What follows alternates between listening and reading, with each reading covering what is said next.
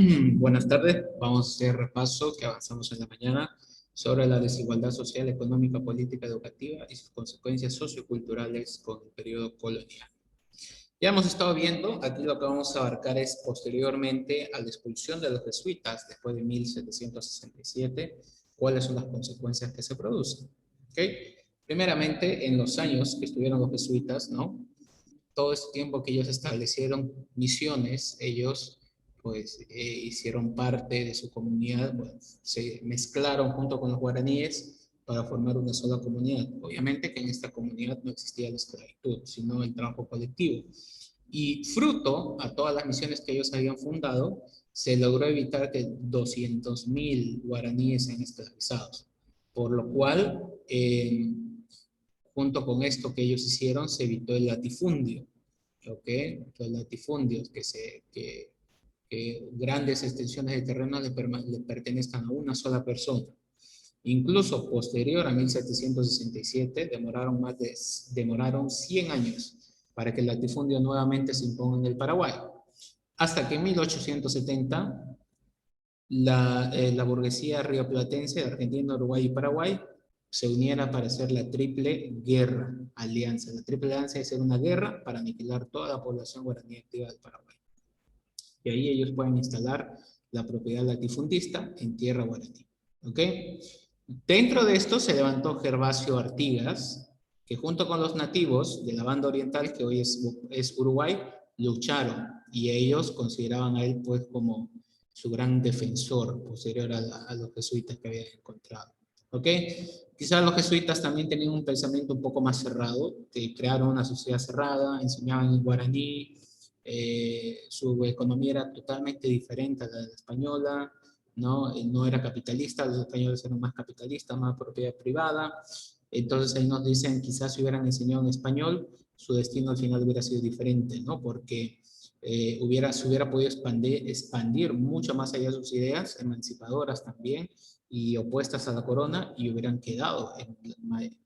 hubieran quedado grabadas en muchas más personas, incluso después de su expulsión. Tenemos acá, por ejemplo, las características: crearon una comunidad religiosa, autárquica. Recordemos que iban 2 veces a la misa, una en la mañana, una en la tarde, para irles cambiando el pensamiento que ellos tenían. Las tropas portuguesas y españolas lograron destruir su resistencia y expulsar a los jesuitas de las Indias, ¿no? Entonces, ¿por qué? Porque lucharon prácticamente en desventaja. Tarde o temprano el gobierno, la corona española, los iba a sacar porque tenían de enemigos principalmente a los encomenderos, ¿ok? Y los esclavistas brasileños. Tenían tanto encomenderos españoles como esclavistas brasileños que estaban en contra de ellos, que luego de la expulsión salieron totalmente a asesinar y a cazar esclavos. Los guaraníes que escaparon tuvieron que irse a la selva, a lugares totalmente alejados para salvar sus vidas, y perdieron los dos tipos de cultura que habían tenido, ¿no? Entonces, esto, por ejemplo, cuando ya se consuma esta expulsión de los jesuitas, todos los caballos, vacas que ellos criaban, salieron, se fueron a los montes, ¿no? Se hicieron cimarrones, se dispersaron, se reprodujeron mucho más, ¿no? Donde había habido civilización se volvió desierto, se abandonaron comunidades, hubieron misiones que se abandonaron, sus bibliotecas fueron destruidas, etcétera, ¿no? Entonces, ¿cómo ahora fue la destrucción de las misiones?